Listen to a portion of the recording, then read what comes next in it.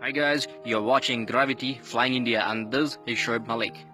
And today we are going to fly the fighter jet Raptor F-22.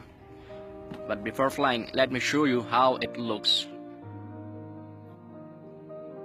So take a basic diagram for this plane. You can pause here and zoom in for the measurement.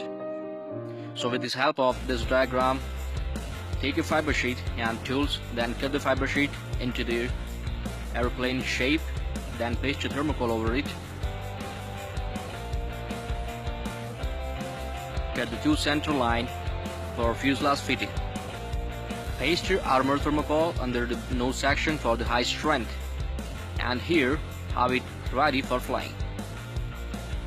It is having a night flying light, two light at the vertical fins and blue LED light in the bottom of the main wing.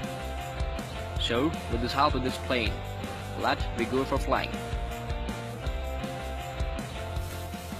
This is my first attempt. No problem.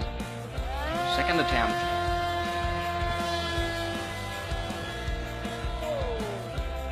Oh, take off.